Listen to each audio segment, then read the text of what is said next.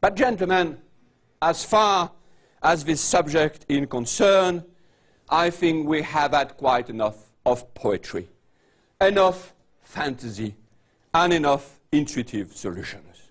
It's time for the true method, that of science, to assert and exercise its rights.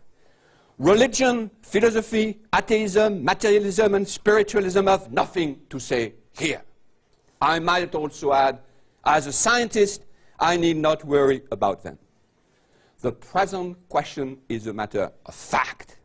I address it without prejudice, as ready to declare in favor of spontaneous generation, should experience attest to their existence, as I am now persuaded that those who affirm them have their eyes bound. Must it then be admitted that in the debate of their spontaneous generation, neither partisan nor opponents argue their case by experiment?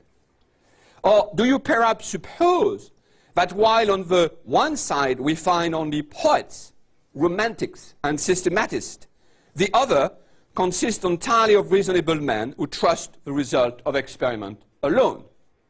No. Thank God we are past that point. The scientific philosophy has a firmer grip on our opinions and morals, and no one on either side puts stocks in anything but experiment. Perhaps now you understand what progress we have made when in our own time even a romantic feels obliged to tell us experiment is my guide. That is what I admire and what moves me to observe that the scientific philosophy has become an integral part of common sense. Or, if this is not proof enough, I challenge you to find a contemporary philosophy system which is not, to put it vulgarly, spiced with science. The absence of such pays science the same tribute in a different way.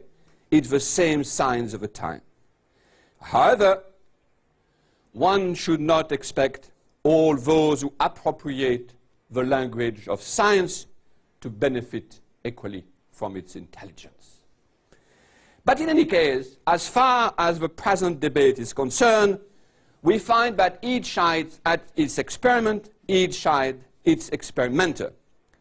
The question thus may be reduced to the following term: who is wrong?